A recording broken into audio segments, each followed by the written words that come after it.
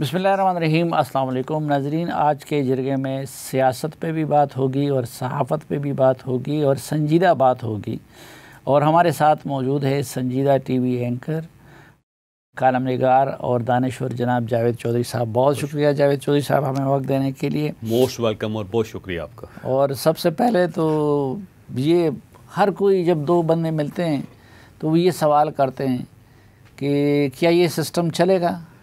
अब कई सिस्टम है यहाँ पे, अब किस सिस्टम की बात कर रहे हैं आप? जो पहले शहबाज शरीफ साहब वाला जो सिस्टम है उसकी बात करते हैं। मेरा ख्याल ये है कि जो रियासत है या इस्टेब्लिशमेंट है या पूरा सिस्टम है, उससे मियाँ शहबाज शरीफ साहब से बेहतर प्राइम मिनिस्टर नहीं मिल सकता।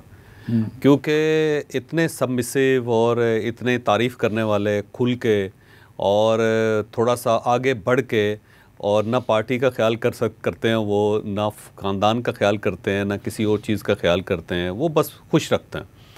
तो इतना खुश रखने वाला आदमी मेरा नहीं ख्याल कि इस सिस्टम को दोबारा को मिलेगा। तो मुझे ऐसा लगता है कि मियाँ शहबाज शरीफ साहब जो हैं वो 5 साल पूरे कर जाएँ, क्योंकि इनकी जगह जिसको भी लेके आएंगे कहीं ना कहीं कभी ना कभी वो कुछ ना कुछ तो करेंगे। लेकिन शहबाज साहब से ऐसी कोई तवक्को नहीं है कि वो किसी जगह बिट्रे कर जाएंगे या अपनी राय जो उसको ठोसने की कोशिश करेंगे या क्रीज से बाहर निकल कर छक्का मारने की कोशिश करेंगे। लेकिन अपोजिशन उनको चलने देगी क्या? क्योंकि मौलाना साहब भी बाहर है, वो भी धरना दे सकते हैं, इमरान खान साहब के भी बार बार धरने होंगे। तो इन हालात में देखिए, अगर अपोजिशन का मुकाबला सिर्फ गवर्नमेंट ने करना होता तो फिर गवर्नमेंट तो ख़त्म थी, फिर गवर्नमेंट 1 महीना भी नहीं चलनी थी। लेकिन अपोजिशन के साथ जो मामलात हैं वो हैं रियासत के, इस्टेब्लिशमेंट के। और इमरान खान साहब ख़ुद भी बानी, जिनको कहते हैं बानी, जो है ना, वो ख़ुद भी हुकूमत को किसी काबिल नहीं समझते। वो समझते हैं कि अगर डायलॉग भी होने हैं तो हमारे इस्टेब्लिशमेंट से होने हैं, अगर कोई रास्ता मिलना है तो इस्टेब्लिशमेंट से मिलना है, अगर हमने कोई गिव एंड टेक करना है तो इस्टेब्लिशमेंट के साथ करना है, और अगर किसी का दिल बदलना है तो इस्टेब्लिशमेंट का बदलना है। तो अब खान साहब जो हैं वो भी इस्टेब्लिशमेंट तक महदूद हैं, इस्टेब्लिशमेंट ने खान साहब को इंगेज किया हुआ है। तो गवर्नमेंट जो वो मेरा ख्याल है मुकम्मल तौर पे ख़ुद मुख्तार है, उसके रास्ते में कोई रुकावट नहीं है किसी किस्म की। जो फाइनल तो खतरा कोई नहीं है उनको, अपोजिशन से कोई ख़तरा नहीं है। अच्छा, अपोजिशन से कोई ख़तरा नहीं। जो फाइनल कॉल उन्होंने दी थी, तो आप क्या समझते हैं कि वो कॉल उनकी नाकाम हुई तो क्यों हुई? मेरा ख्याल है बुरी तरह नाकाम हुई है। 2 वजूहात हैं उसकी। पहली वजह जो है वो ये है कि बुशरा बीवी की एंट्री है, और बुशरा बीवी जो हैं वो गैर सियासी हैं, उनका सियासत के साथ कोई ताल्लुक घर के अंदर तो हो सकता है, लेकिन उन्होंने प्रैक्टिकल पॉलिटिक्स कभी नहीं की। लिहाजा जब वो आई तो वो बड़ी फोर्स के साथ आई, और पहले ही पार्टी थकी हुई थी। देखें उसने कितने एहतजाज किए, 2022 से लेके 2024 तक मुसलसल एहतजाज है, मुसलसल मुकदमे हैं, मुसलसल डंडे खा रहे हैं, मुसलसल पैसे का ज़िया है, मुसलसल एनर्जी का ज़िया है। तो पार्टी थकी हुई थी। तो अब बुशरा बीबी एंटर हुई तो उनका ख्याल ये था कि मैं अगर थोड़ा सा गेयर करूँगी तो चीज़ें बहुत अच्छी हो जाएंगी, स्मूथ हो जाएंगी, और खान साहब को बड़ा फ़ायदा होगा, मुझे खुद भी बहुत फ़ायदा होगा, मैं प्रैक्टिकल पॉलिटिक्स में आ जाऊँगी। तो उन्होंने आके जो रवैया रखा पॉलिटिशियंस के साथ वो बेहतर नहीं था। उन्हें अंदाज़ा नहीं था कि खैबर पख्तूनख्वा ये पंजाब नहीं है। पंजाब के लोग जो हैं वो गर्म सर्द बात बर्दाश्त कर जाते हैं, जबकि आप ख़ुद पख्तून हैं और आपको अंदाज़ा है कि वहाँ पे लोग इस किस्म की बातें बर्दाश्त नहीं करते। फिर ख़वातीन की क़यादत जो है वो मेरा नहीं ख्याल कि अभी पश्तून सोसाइटी जो है वो इतनी आगे बढ़ी है कि वो आसानी से कबूल कर ले। उन्हें इस चीज़ का अंदाज़ा नहीं था। और फिर उन्होंने ये भी देखा कि पार्टी बेगम नसीम अली खान तो पख्तून थी, और इसमें कोई शक नहीं, बाकी उनसे पहले लेकिन वो पॉलिटिशियन थे। वो अचानक इस तरह नहीं आए कि उन्हें पहले जो वली खान फैमिली उन्होंने कहा हो कि नहीं ये घरेलू खातून है, इनका सियासत के साथ कोई ताल्लुक नहीं है, और अचानक आके वो सीट पे बैठ गई। उनकी बड़ी जदोजहद है। तो अब आप इनको भी देखें, इनकी कोई जदोजहद नहीं है, ये सिर्फ इनके क्रेडिट जो है वो ये है कि ये इमरान खान साहब की अहलिया हैं, और इमरान खान साहब आज भी ये कह रहे हैं कि ये गैर सियासी हैं, और वो ख़ुद भी ये कह रही हैं कि मैं गैर सियासी हूँ, लेकिन हरकतें सारी उनकी सियासी हैं। तो अब जब आके उन्होंने सब लोगों की वो पेच कसने शुरू किए कि 5,000 ये बंदे लेके आएगा, 10,000 ये लेके आएगा, इतनी गाड़ियाँ लेके आएगा, फिर एक डिस्ट्रस्ट उन सब के ऊपर कि आप सबकी तस्वीरें बनेंगी, आपकी वीडियोस बनेंगी, गाड़ियों की वीडियोस बनेंगी, फिर आप गाड़ियों के अंदर होंगे तो उनकी वीडियोस बनेंगी, फिर साथ मोटरसाइकिल दौड़ेंगे, किसी जगह अगर मोबाइल फ़ोन बंद हो गया, सिग्नल नहीं है, तो जो हमारे मोटरसाइकिल के लोग हैं वो देखते रहेंगे कोई उतरा तो नहीं है, कोई चला तो नहीं गया, तो हर आदमी की हाज़िरी लगती रहेगी। मेरा ख्याल है इस चीज़ को वहाँ पे अच्छा नहीं समझा गया कि एक तो अचानक आई, फिर उन्होंने सारे पेच कसने शुरू कर दिए, फिर एक डिस्ट्रस्ट उनका वो, फिर जिस दिन ये क़यादत करनी थी और धरने ने एहतजाज शुरू होना था 24 नवंबर को, उस दिन ये कन्फ्यूजन हो गया कि गंडापुर साहब ने क़यादत करनी है या बुशरा बीबी ने क़यादत करनी है, क्योंकि खान साहब ने उनको मना किया हुआ था कि आपने क़यादत नहीं करनी, आपने पेशावर में बैठना है, आपने बाहर नहीं आना। तो अचानक उन्होंने फ़ैसला किया कि नहीं, मुझे क़यादत करनी चाहिए। तो अब वो क़यादत की सीट पे भी बैठ गई, ड्राइविंग सीट पे भी बैठ गई। अब गंडापुर ने चलाना है या बुशरा बीबी चलाना है, एक कन्फ्यूजन ये हो गया। दूसरा फिर ज़ाहिर है यहाँ पे गौहर खान साहब के, सैफ साहब के, बैरिस्टर सैफ साहब के और इनके मुज़ाकरात भी चल रहे थे मोहसिन नकवी साहब के साथ, और उसमें फ़ैसला हुआ कि आप संजानी बैठ जाएं। और बड़ा अच्छा उनके लिए ये ऑप्शन था कि अगर पाकिस्तान तहरीक इंसाफ संजानी बैठ जाती तो आज भी वो यहाँ बैठी होते, आज भी इस्लामाबाद के अंदर मोबाइल फ़ोन के सिग्नल बंद होते साफ़ी साहब, आज भी यहाँ पे कंटेनर्स लगे होते, आज भी स्कूल बंद होते, आज भी मार्केटें बंद होती और पूरी रियासत जो इस वक्त मफलूज हो गई होती। तो खान साहब ने कहा कि ठीक है आप संजानी में बैठे, और मेरा ख्याल है वाइस डिसीजन था उनका, लेकिन बीबी नहीं मानी, उन्होंने कहा आगे बढ़ना है। और गंडापुर साहब जो हैं वो भी चाहते थे कि हम संजानी रुक जाएँ, तो वहाँ पे एक कन्फ्लिक्ट आ गया। वो उसके बाद जब वो आगे बढ़ते चले गए तो उनको ये अंदाज़ा नहीं था कि जब हम डी चौक पहुँचेंगे तो ये तो एक नैरो सी स्ट्रिप है यहाँ पे, जो ब्लू एरिया जहाँ पे हम बैठे हुए हैं, और इसकी साइडों पे तो बिल्डिंग्स हैं और सेक्टर्स हैं। तो जब हम इस जगह पे आ जाएंगे, महदूद सी जगह पे, तो यहाँ तो हमें फेंटा लग सकता है। यहाँ तो कुछ उन्होंने विजुलाइज ही नहीं किया, और उन्होंने ये भी नहीं सोचा कि इस बार जनरल फैज़ हमीद नहीं है कि जो हमें सपोर्ट करेगा, तो इस बार तो हम रियासत के सामने खड़े होंगे। वो बीबी को अंदाज़ा नहीं था, गंडापुर साहब को अंदाज़ा था, इसलिए वो रिलेक्टेंट भी थे, कोशिश कर रहे थे कोई राब्ता रहे, और उनके राब्ते थे भी, इसी वजह से उनको रास्ता मिला वापसी का। और अगर राब्ते ना होते तो वापसी का रास्ता नहीं मिलना था, और लोग यहाँ पे पहुँच गए। अब ये लोगों ने ये अंदाज़ा नहीं लगाया, इन लोगों ने, कि ये लोग हैं, ये 48 घंटे से चल रहे हैं, ये आंसू गैस बर्दाश्त कर रहे हैं, आखिर इन्होंने खाना भी है, आखिर इन्होंने किसी जगह रहना भी है, टेम्परेचर माइनस हो रहा है, सर्दियाँ हो रही हैं, इनका रहने का हमने कोई बंदोबस्त नहीं किया, खाने पीने का बंदोबस्त नहीं किया, वाशरूम का बंदोबस्त नहीं किया, और एग्जॉस्ट हो गए थे लोग। अब यहाँ पे पहुँच गए। उसके बाद फिर इनसे एक बहुत बड़ी गलती जो हुई वो ये था कि 3 रेंजर्स को उन्होंने रोन दिया, जो मेरा ख्याल अनएक्सेप्टेबल था किसी भी आर्म्ड फोर्सेस के लिए, किसी भी यूनिफॉर्म फोर्सेस के लिए मुमकिन ही नहीं है कि उनके लोग शहीद हो जाएं उनके सामने या उनके बाजुओं में शहीद हो जाएं। अच्छा, वो वाक़या हो गया, वो इंसिडेंट हो गया। उसके बाद फिर ये ऑपरेशन हुआ। जब ऑपरेशन हुआ तो फिर किसी को कुछ पता नहीं था कि जाना किस साइड पे है, हमने मानसेरा से जाना है, हमने पेशावर से जाना है, हमने यहाँ बैठना है, हमने नहीं बैठना, हमारा काज क्या है, हम क्यों यहाँ पे आए हैं और कब तक हमने ये एहतजाज करना है। तो वो जो कन्फ्यूजन थी उसकी वजह से वो सारा जो प्रोजेक्ट था वो नाकाम हो गया। और आप समझते हैं कि अली अमीन और बुशरा बीबी को फिर रास्ता दिया गया? रास्ता दिया गया, ये 100% है, क्योंकि उसके बगैर नहीं जा सकते थे। आप खुद उन दिनों यहीं पे थे, हम भी यहीं पे थे, कोई रास्ता ऐसा था नहीं कि जिसके ज़रिए आप यहाँ पहुँच सकें और यहाँ से निकल सकें। और फिर ज़ाहिर है आपके कारकुन भी हैं, वो दाएं भी हैं, बाएं भी हैं, आगे भी हैं, पीछे भी हैं, हर तरफ हैं। तो ज़ाहिर है जब तक रास्ता खुलेगा नहीं, आपको एस्कॉर्ट नहीं किया जाएगा, आपको ये समझाया नहीं जाएगा, आपको नहीं बताया नहीं जाएगा, आपको छोड़ा नहीं जाएगा, आप जा नहीं सकते। लेकिन बुशरा बीवी कहती है कि मैं तो आखिरी वक्त तक वहाँ पे मौजूद रही, लेकिन लोगों ने मुझे छोड़ दिया। अब इसके अंदर ना बहुत स्टेटमेंट के अंदर बहुत सारे सवाल हैं। बस गंडापुर साहब और उमर अयूब साहब का ये कहना है कि जी हम तो जल्दी निकल गए, बल्कि गंडापुर साहब ने अगले दिन ये क्लेम किया कि मैं इसलिए निकला कि मेरे साथ बुशरा बीबी थी, और अगर इन्हें मैं वहाँ छोड़ आता या इनको कुछ हो जाता तो मैं पार्टी को, अपनी क़यादत को क्या मुंह दिखाता। तो वो क्लेम कर रहे थे कि वो बुशरा बीबी की वजह से उन्हें यहाँ से निकलना पड़ा। और उसके बाद ये दोनों जो अगले दिन थे वो मानसेरा के अंदर थे, और वहीं सर्किट हाउस के अंदर प्रेस कॉन्फ्रेंस की उन्होंने, और बुशरा बीबी की जो लोकेशन थी वो भी सर्किट हाउस थी। अब अगर ये अलग लग गए हैं तो एक बड़ा सवाल ये पैदा होता है कि गंडापुर साहब चले गए, उमर अयूब साहब चले गए, दोनों इकट्ठे गाड़ी में चले गए, तो बुशरा बीबी को किसने बताया कि ये एक रास्ता है मनाल की साइड से और इससे ऊपर से आपने जाना है और आपने मानसेरा उतरना है और मानसेरा के अंदर आपने सर्किट हाउस में रहना, क्योंकि मोबाइल फ़ोन तो बंद थे, कोई राब्ता तो नहीं था ऐसा कि जिसके ज़रिए आप कनेक्ट कर सकें। तो इसका मतलब ये हुआ कि अगर गंडापुर साहब गए हैं तो गंडापुर साहब को किसी ने गाइड किया। और उसके बाद बुशरा बीबी अगर 12:30 बजे यहाँ पे गई हैं और यहाँ कोई शख्स नहीं था, ना पार्टी का बंदा था, ना कोई इनके कायदीन थे यहाँ पे, तो किसने गाइड किया फिर उन्हें? लेकिन उनकी तर्जुमान कहती है कि उनको ज़बरदस्ती ले गए, उनको पता ही नहीं। ये पहले की स्टेटमेंट है, ये बात की स्टेटमेंट नहीं है। पहले जो स्टेटमेंट्स है ना वो ये है कि उनके मुँह पर हाथ रखने की कोशिश की, उनकी हमशीरा कह रही हैं, चुप कराने की कोशिश की, वो गाड़ी से नीचे उतरना चाहती थी, गाड़ी से छलांग लगाना चाहती थी, उनको ज़बरदस्ती बिठाया गया। ये पहले की स्टेटमेंट्स हैं। और उन स्टेटमेंट्स के अंदर और इस आखिरी स्टेटमेंट जो 4 सदा की है उसके अंदर 60 घंटे का फ़र्क है। तो पहली स्टेटमेंट्स तो सारी गलत साबित होगी ना, क्योंकि जब बुशरा बीबी ने ये कह दिया कि मैं तो 12:30 बजे तक डी चौक के अंदर थी, जबकि डी चौक के अंदर कुछ भी नहीं था उस वक्त। यहाँ पे तो कॉर्डन ऑफ था, ये डी चौक से आपका ऑफिस यहाँ पे, इसे आगे देखें, यहाँ पे तो कंटेनर लगे हुए थे, गाड़ी तो गुजर ही नहीं सकती थी।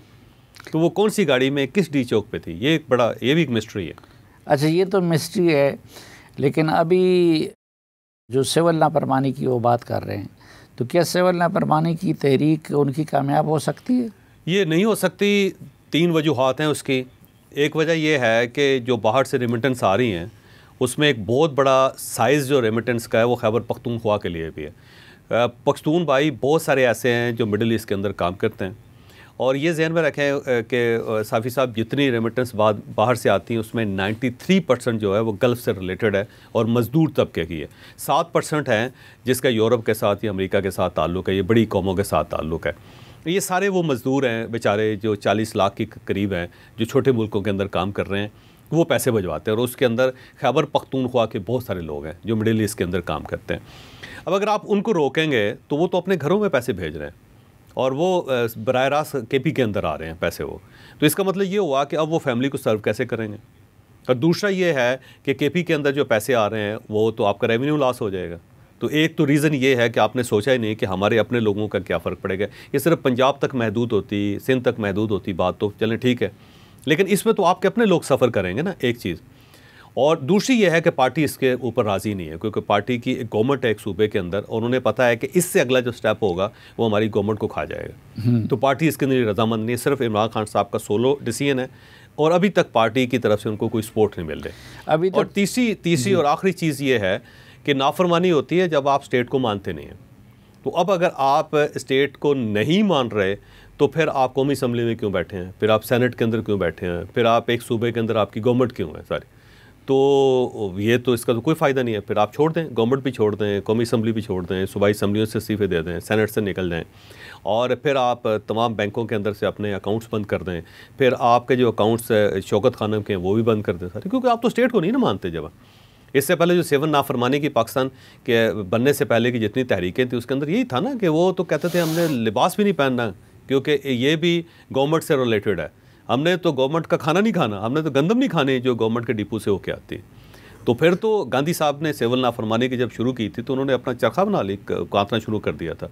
वो अपना कपड़ा खुद काटते थे सर, और अपना फसल भी अपनी खुद बोते थे, बकरी भी उन्होंने रख ली हुई थी जिसका दूध पीते थे। तो स्टेट को तो फिर उन्होंने ऑफ कर दिया था। तो अगर आपने सिविल नाफरमानी करनी है तो स्टेट से बाहर निकल जाए, फिर मोटरवे भी ना इस्तेमाल करें, फ्यूल भी इस्तेमाल ना करें, स्टेट की तरफ से आता है वो भी जाए। PTI में वाकई धड़ेबंदी है इस वक्त? मेरा ख्याल है जितने लोग हैं वहाँ पे उतने ही धड़े हैं, क्योंकि किसी शख्स के साथ राय नहीं मिलती।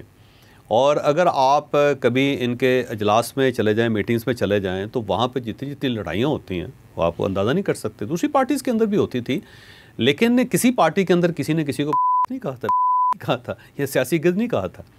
वहाँ तो इस टाइप की चीज़ें चल रही। दूसरा, खान साहब के पास कोई एक आदमी आता है, वो अपना एक नैरेटिव दे जाता है, दूसरा आता है दूसरा नैरेटिव दे जाता है, और खान साहब हर मर्तबा अपनी पार्टी को ये मैसेज देते हैं कि आप इत्तेहाद कायम करें, ये जो डिवाइड है ना ये हमें तबाह कर देगी। तो इसका मतलब ये हुआ कि पार्टी के अंदर डिवाइड तो बहुत ज़्यादा है। वो तो अभी बुशरा बीबी वहाँ पे गई हैं, तो मेरा ख्याल है कि शायद नए CM का भी शोर मचना शुरू हो गया कि को 35 MPs के साथ उन्होंने रब्ता कर लिया, और शायद वहाँ पे कोई गवर्नमेंट ही चेंज हो रही है। आगे आपको क्या अली अमीन गड्ढापुर और बुशरा बीबी का भी झगड़ा दिखाई देता है? देखिए, बुशरा बीबी का और अली अमीन का तो झगड़ा है इस हद तक, क्योंकि देखिए गड्ढापुर साहब ज़ाहिर चीफ मिनिस्टर हैं वहाँ पे इमरान खान साहब के, और इमरान खान साहब की वजह से चीफ मिनिस्टर हैं वो साथ तो दे रहे हैं बुशरा बीबी का, लेकिन उन्हें ख़तरा महसूस हो रहा है, क्योंकि उससे पहले एक पंजाब के अंदर गवर्नमेंट बनी थी जिसके CM थे उस्मान बुज़दार साहब, और उस गवर्नमेंट को बुशरा बीबी चला रही थी। तो गंडापुर साहब को ख़तरा ये है कि कोई यहाँ पे आके बैठ गई तो ये ऐसा ना हो कि यहाँ पे कोई बुज़दार ले आएँ और उसके साथ पूरा एक नेटवर्क आ जाए, और नेटवर्क आ गया तो हम सब इररेलेवेंट हो जाएंगे। तो उनको ख़तरा तो उनसे है, लेकिन रियासत जो है वो गंडापुर साहब के साथ बड़ी कंफर्टेबल है। उसकी वजह जिस तरह मियाँ शहबाज शरीफ जैसा प्राइम मिनिस्टर नहीं मिल सकता, इस तरह खैबर पख्तूनख्वा के अंदर गंडापुर साहब जैसा चीफ मिनिस्टर भी नहीं मिल सकता रियासत को, क्योंकि गंडापुर साहब जो है, नहीं गंडापुर साहब बाज़ाहिर तो बड़े एग्रेसिव लगते हैं। एग्रेसिव है, लेकिन एग्रेशन का क्या जी, अगर आप कहते हैं कि मैं तुम्हारा सर फाड़ दूंगा लेकिन फाड़ते नहीं है तो क्या फ़ायदा, लगे रहे आप सारा दिन कहते रहे। बहुत सारे लोग होते हैं ना, आपने अगर पंजाब का कल्चर देखा हो ना तो एक बैरूपी आते होते थे, उन्होंने हाथ में ईंट उठाई होती थी, वो ईंट उठा के ना और लाल रंग लगा के पूरे शहर के अंदर फिरते रहते थे, और जो करीब आता था कि मैं अपने सर में ईंट मार लूँगा, तो उससे लोग दौड़ पड़ते थे कि यार ये मार ही ना ले, ये तुम्हारे सर में मार दूँगा। तो इस तरह करके ना पूरा शहर घूम फिर के वो चले जाते थे। तो नारा लगाना, दावा करना या हेट या हीट, इसका उस वक्त तक कोई फ़ायदा नहीं होता जब तक आप प्रैक्टिकली कुछ नहीं करते। तो गंडापुर साहब प्रैक्टिकली कुछ नहीं कर रहे, तकरीर बड़ी ज़बरदस्त करते हैं वो। दूसरा ये है कि उनका जो फोकस है वो सिर्फ खान साहब हैं, उनको रिहा करवाना है और जुलूस निकालने हैं, एहतजाज करना है, तहरीकें चलानी हैं, लेकिन जो सूबा चलाना है वो उनकी कंसंट्रेशन नहीं है। तो जब वो है ही नहीं तो ऐसा सीएम कहाँ से मिलेगा फिर कि जिसके लिए आवाम मैटर ही नहीं करता।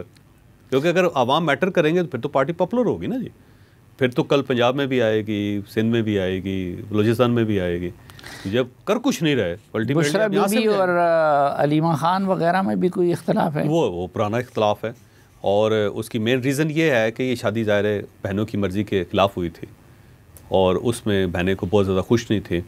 और जो रिपोर्टर्स हमारे जाते हैं, आपका अपना एक रिपोर्टर है, बड़ा मशहूर रिपोर्टर है, और इमरान खान साहब उनको भी बड़ा पसंद करते हैं, उन्होंने भी रिपोर्ट किया था कि वहाँ पे बहनें और बुशरा बीबी बाजू का लड़ पड़ती हैं जेल के अंदर, अदालत के अंदर, और वहाँ पे खान साहब जब बात करते होते थे रिपोर्टर से तो वहाँ से वापस आके उन्हें चुप करवाना पड़ता था उनको। तो वो तो है। और इस सारे धरने के अंदर, ये एहतजाज के अंदर जो 24 नवंबर का आप देख लें कि बुशरा बीबी ने अलीमा खान साहबा से कोई कंसल्ट किया हो, या अलीमा खान साहबा ने इवन अलीमा खान साहबा ने ट्वीट की कि ये बड़ी जाती है, ये कौन थे जो उतर गए, कौन थे जो चले गए, कौन थे जो कारकुनों को छोड़ के चले गए, और उनको तो उन्होंने आने नहीं दिया अलीमा खान साहबा को, इवन स्टेज शेयर नहीं करने दिया उनको। तो एक डिवाइड तो बहुत ज़्यादा है, कोई शक नहीं। अच्छा नाज़रीन, एक मुख्तसर सी ब्रेक लेते हैं, वापस आएंगे तो जावेद चौधरी साहब के साथ गुफ्तगू का सिलसिला आगे बढ़ाएंगे। हमारे साथ रहिए।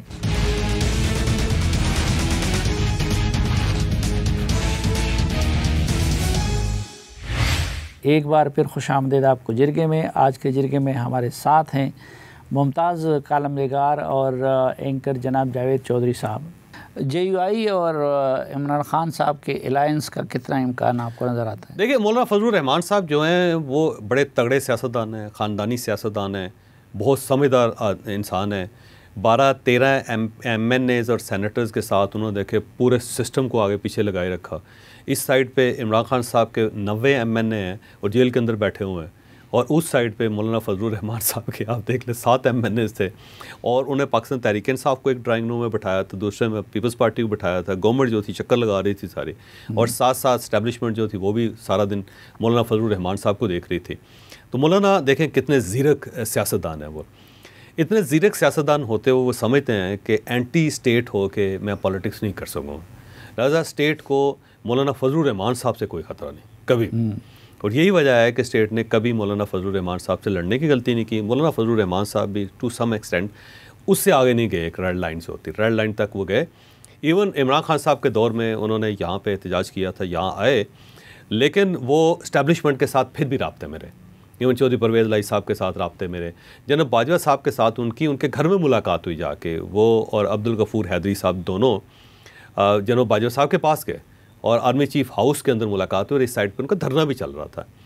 तो वो बहुत समझदार आदमी है, उन्हें पता है कि मैं किस लेवल तक जा सकता हूँ, किस लेवल तक मुझे नहीं जाना चाहिए, लिहाजा उस स्टेट से कभी नहीं टकराएंगे, लिहाजा कोई ख़तरा स्टेट को उनसे नहीं है। दूसरा, वो इंगेजमेंट के ऊपर के कायल हैं मौलाना फजलुर रहमान साहब। देखें, मियाँ नवाज शरीफ और मियाँ शहबाज शरीफ साहब के साथ उनके तल्लुकात ख़राब हो गए थे, जरदारी साहब के साथ भी तल्लुकात ख़राब हो गए थे, लेकिन उसके बाद फिर दोबारा इंगेजमेंट हुई, दोबारा मुलाकात हुई। अभी भी देखें गवर्नमेंट से कितने नाराज़ हैं, लेकिन प्राइम मिनिस्टर का फ़ोन आया, उनके साथ उनकी गुफ्तगू हुई, बिलावल भुट्टो साहब 2 घंटे उनके पास बैठ के। तो जो शख्स इंगेजमेंट का कायल हो ना, उनके साथ डिफरेंसेस कभी भी नहीं पड़ते होते। तो मौलाना जो है ना, उनको इंगेज किया जा सकता है, उनसे उनकी बात सुनी जा सकती है, उनको बात समझाई जा सकती है, जैसे 26वीं तरमीम पे गवर्नमेंट ने समझा लिया अल्टीमेटली उनको, मौलाना ने भी उनको कायल कर लिया। खान साहब जो है ना, वो इंगेजमेंट के कायल नहीं है, वो राब्ते के कायल नहीं है। वो एक वक्त तक तो मौलाना के साथ ठीक थे, लेकिन जब उन्हें महसूस हुआ कि मौलाना जो है वो उनका मामला ज़्यादा सेटल हो गया, हमें कुछ फ़ायदा नहीं हुआ, तो डिस्टेंस पे चले गए। देख लें, अब वो वाली बात नहीं, वो पुरानी मोहब्बत थी ना, वो ख़त्म हो गई सारी। तो ये डिस्टेंस पे ही रहेंगे, आपका ख्याल है? मौलाना को पता है कि अगर मैं इस कश्ती में सवार हो गया जिसमें इस वक्त इमरान खान साहब बैठे हुए हैं, तो मैं भी पर्सोना नॉन ग्रांटा हो जाऊँगा तो मुझे भी इसका नुकसान है, फ़ायदा कोई नहीं। दूसरा ये है कि मौलाना फजलुर रहमान साहब की जो पॉलिटिक्स है ना, वो बलूचिस्तान के अंदर और खैबर पख्तूनख्वा में ज़्यादा है, और ये दोनों जो हैं ऐसी जगह हैं जहाँ पे इमरान खान साहब के स्टेक्स हैं। तो एक आदमी अपनी रोटी जो है दूसरे के हवाले क्यों करेगा? और जबकि पाकिस्तान पीपल्स पार्टी का वहाँ पे कोई कन्फ्लिक्ट नहीं, नून लीग का वहाँ पे कोई कन्फ्लिक्ट नहीं। मौलाना फजलुर रहमान साहब के साथ अगर उनका इत्तेहाद होता है तो मौलाना फजलुर रहमान साहब का चीफ मिनिस्टर होगा नेक्स्ट टाइम। तो मौलाना को सूट करता है ये वाला ग्रुप। लेकिन वो ये है कि एक दरमियान में खड़े हो के इनसे भी लड़ लेते हैं, इनसे भी लड़ लेते हैं, कुछ ना कुछ गेन कर लेते हैं। कुछ ना भी हो तो उनकी गली बड़ी जो होती है खूबसूरत हो जाती है, वहाँ पे DSNGs खड़ी होती हैं, उनकी खबरें चल रही होती हैं। आज भी देखें ब्रेकिंग न्यूज़ चल रही है मौलाना फजलुर रहमान साहब की, उनकी जो प्रेस ब्रीफिंग है, प्रेस टॉक है, उसको लाइव कट किया जाता है। और उनकी एक इम्पोर्टेंस होती है कि ये इम्पोर्टेंट आदमी है और इनके बगैर ना गवर्नमेंट चल सकती है, ना इस्टेब्लिशमेंट चल सकती है, ना अपोजिशन चल सकती है। तो उनको ये भी बड़ा फ़ायदा है। तो मौलाना जो है ना इसी तरह करते रहेंगे, मेरा ख्याल ये। लेकिन हुकूमत ने जिस तरह किया और जिस तरीके से ये फाइनल कॉल की सिचुएशन को हैंडल किया वो दुरुस्त था।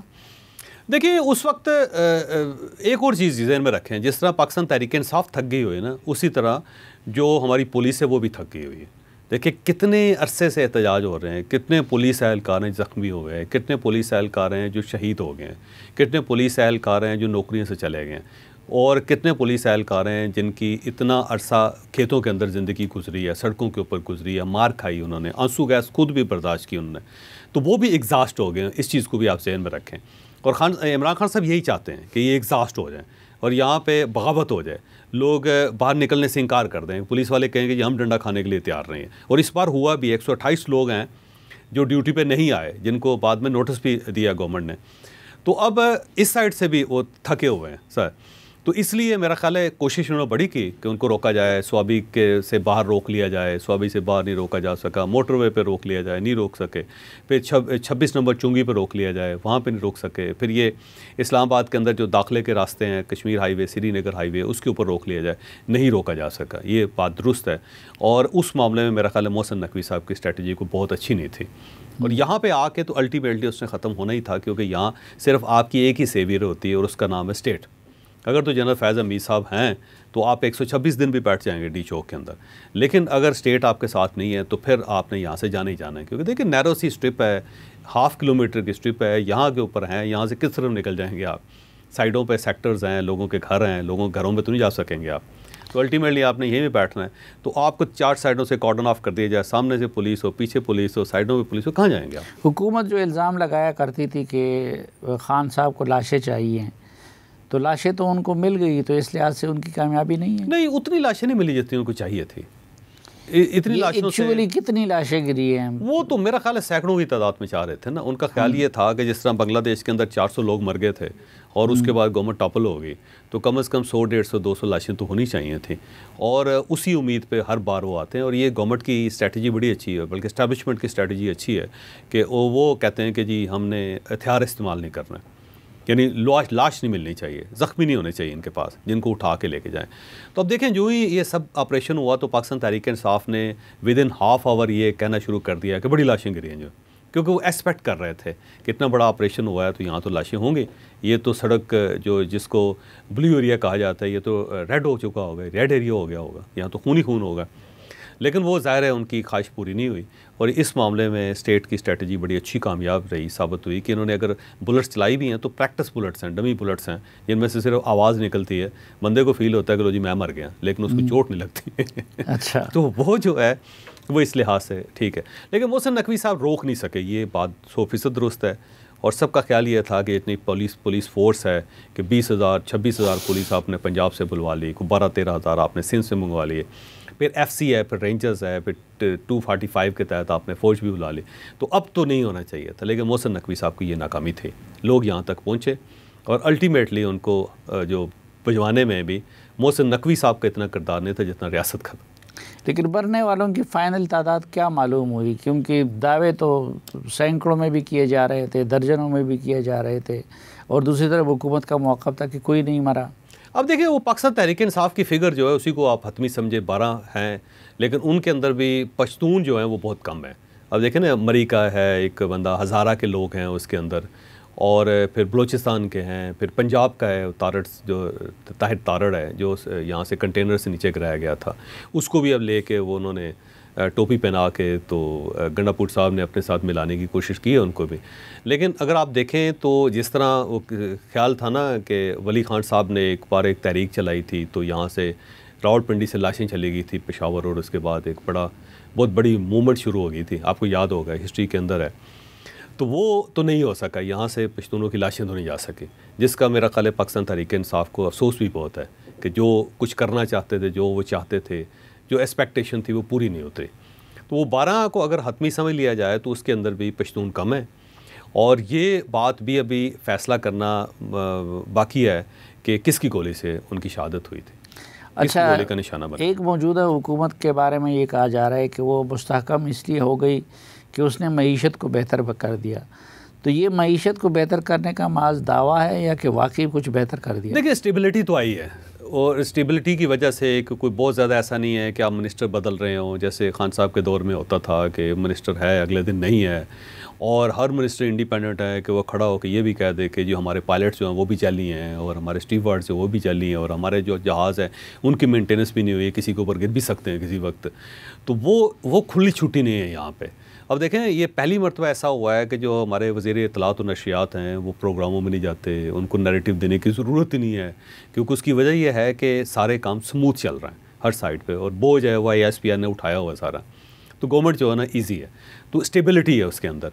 दूसरा ये है कि स्टेट उस लेवल तक चली गई थी पिछले इमरान खान साहब के दौर में, और उसके बाद इतना ज़्यादा क्यास और कन्फ्यूजन था कि हमारी इकॉनमी ऑलमोस्ट जो है वो डेड हो गई थी, और उससे या तो आपने पीछे जाना था या आगे जाना था, और अगर आप पीछे चले जाते तो फिर तो आपका ख़त्म था, फिर तो ख़त्म हो जाते ना, एज ए स्टेट आप फेल हो जाते, ज़ीरो हो जाते आप, फिर तो पाकिस्तान खुदा न खासा टूट जाता, फिर डिफ़ॉल्ट कर जाते, फिर तो यहाँ पे कुछ भी ना होता। और दूसरा ऑप्शन ये था कि हमने चले बेबी स्टेप्स ही लेने हैं, लेकिन आगे की तरफ बढ़ना है। तो स्टेट ने ये काम किया कि उसने बेबी स्टेप्स लेने शुरू कर दिए। अब महंगाई जो सिंगल डिजिट्स में आ गई, और इन्फ्लेशन जो थी ये किसी का ख्याल नहीं था कि इस तरह होगा।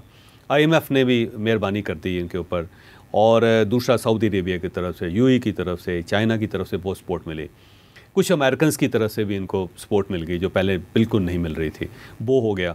और फिर जो लोकल जो इंडस्ट्री है उसने थोड़ा थोड़ा टेक ऑफ करना शुरू कर दिया, फिर सूद की शरह जो वो नीचे आ गई, तो इसका इकॉनमी को फ़ायदा हुआ। फिर स्टॉक एक्सचेंज जो है वो उसने परफॉर्म करना शुरू कर दिया।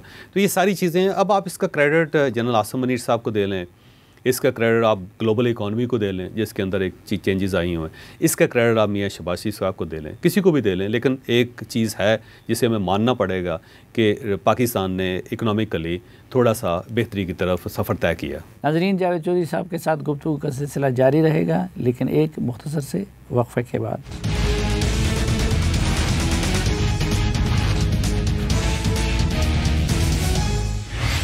एक बार फिर खुशामदीद आपको जिरगे में। आज के जिरगे में हमारे साथ है जनाब जावेद चौधरी साहब।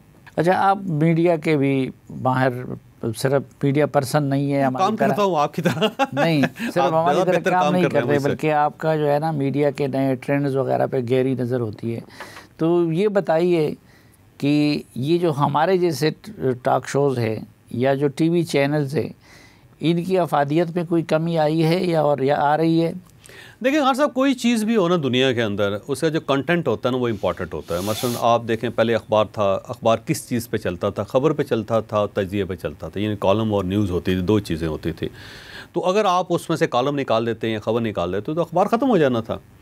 उसके बाद जब टेलीविज़न आया तो किस चीज़ पे चल रहा है? तजिए पे चल रहा है, न्यूज़ पे चल रहा है, यानी वही कंटेंट है, उसकी शेप चेंज होगी, बस अब शक्ल नज़र आ रही है। पहले सिर्फ लिखने वाले की तस्वीर छपती थी, वहाँ पे सिर्फ ये नाम छपता था, या नाम भी नहीं छपता था, उसकी एक नाम, खुफिया नाम रखे होते थे उन्होंने, ठीक है, वो छप गया, ठीक है, प्रेस रिलीज़ आ गई, PR लिख लिया या पे लिख दिया वहाँ पर, ठीक है ना, ऐसे ही ना था जी।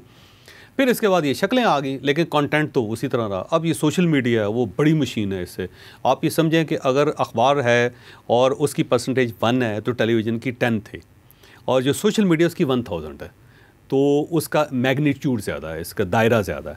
लेकिन ये जो दायरा है इसको भी कंटेंट चाहिए, और अगर ये बड़ी भट्टी है तो इसका ईंधन भी ज़्यादा चाहिए।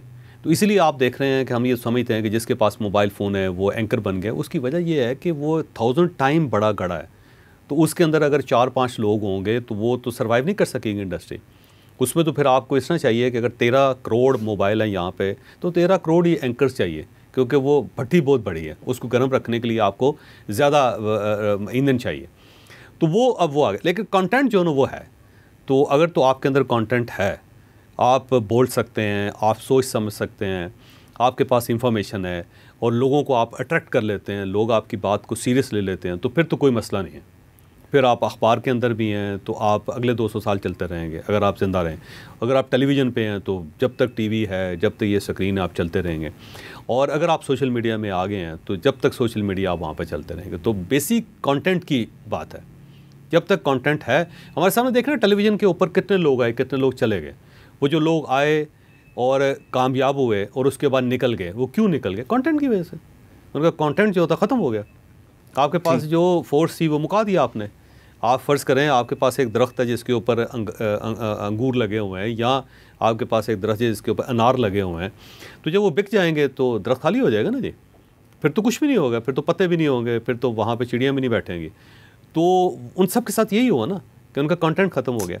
और अगर आप जुड़े हुए हैं ख़बर के साथ, जैसे आप काम करते हैं, हामिद वीर साहब बहुत काम करते हैं। हामिद वीर जैसे मैंने देखा कि जैसा कोई ऐसा जर्नलिस्ट जो इतनी मेहनत करता हो कि कंटेंट के साथ जुड़े हुए हैं कि हर खबर को पीछा कर रहे हैं। आप देखें, मैं आपको देखता हूँ अक्सर, कितना टाइम देते हैं आप इस प्रोफेशन को।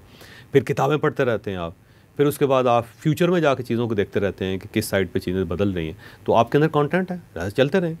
जिस दिन ये सिलसिला ख़त्म हो जाएगा, ख़बर से रब्ता ख़त्म हो जाएगा, आपका किताबों से आपका ताल्लुक़ ख़त्म हो जाएगा, ये जो पॉलिटिकल अपराइजिंग है उसके साथ डिस्कनेक्ट हो जाएंगे आप, तो ख़त्म हो जाएंगे।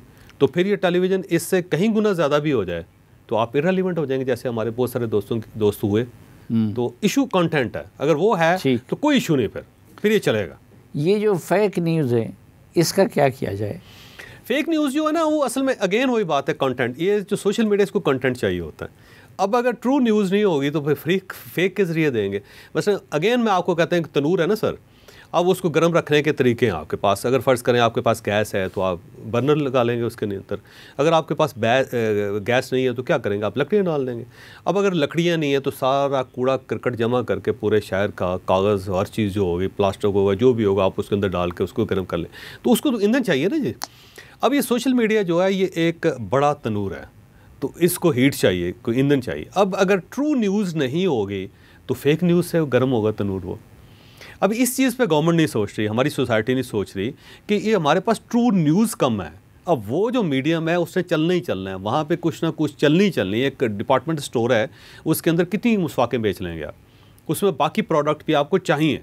और अगर फ़र्ज़ कर लें कि आपके पास अच्छी प्रोडक्ट नहीं है तो फिर जाली प्रोडक्ट होंगे, सब स्टैंडर्ड प्रोडक्ट होंगे, लेकिन वो शेल्फ़ों के अंदर लगेंगे।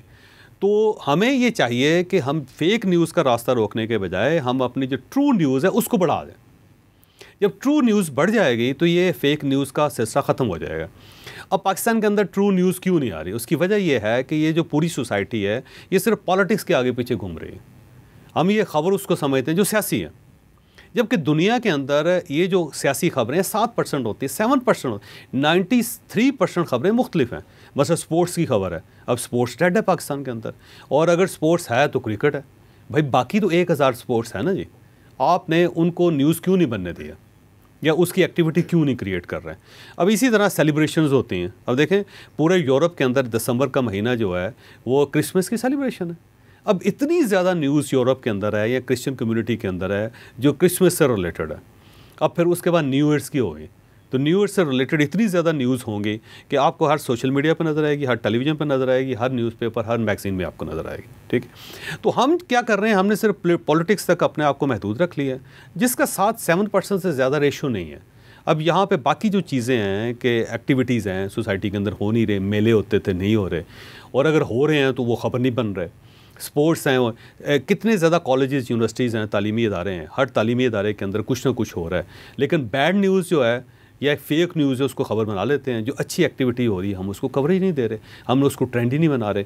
सक्सेस जो है दुनिया का सबसे बड़ा एक मीडियम है जो हर इंसान को इंस्पायर करता है। मसलन आप कामयाब हुए ना सर, तो आप अपने गाँव के लिए, आप अपने पूरे इलाके के लिए आइकॉन है। आप में ज़्यादातर आपके इलाके के बच्चे सलीम साफ़ी बनना चाहें, वो सक्सेस है ना जी। तो सक्सेस इतनी बड़ी खबर है कि वो पूरे इलाके को 10, 15, 20 साल, 30 साल तक अपने हसार में रखती है। हमने आज तक सक्सेस को खबर नहीं बनने दी है सर। यहाँ पे बिज़नेस के अंदर देखिए कितनी ज़्यादा वेरिएशंस आ रही हैं। पाकिस्तान के अंदर है अब ऐसे बच्चे भी हैं जो 20 साल तक बिलियनर हैं, 20, 22, 25 साल, लेकिन उनकी खबर ही नहीं बनती क्योंकि हमने उसको खबर ही नहीं बनने दी है सर।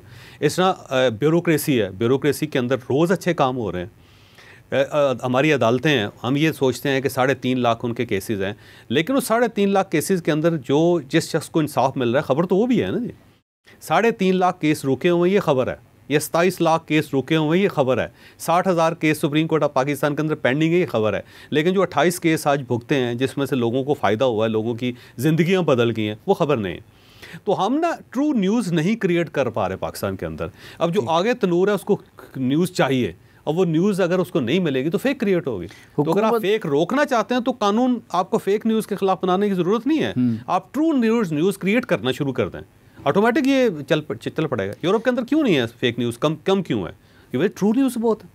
तो हुकूमत जो कानून साजी के ज़रिए इसको रोकना चाहती है वो तरीका गलत है। नहीं, और रास्ता निकाल लेंगे लोग। मसलन देखें ना, आप एक पाकिस्तान के अंदर एक फेक न्यूज़ क्रिएट कर रहे हैं, आप उसको पकड़ लेंगे, उसका चैनल, उसको पकड़ के उसका पासवर्ड लेके उसका चैनल बंद कर दें। लेकिन एक आदमी दुबई में बैठ के अगर आपके ऊपर बमबारी कर रहा है तो क्या करेंगे आप? या अमेरिका के अंदर कर रहा है, या वो प्रॉक्सीज इस्तेमाल कर रहा है उसके अंदर, तो आप कैसे करेंगे?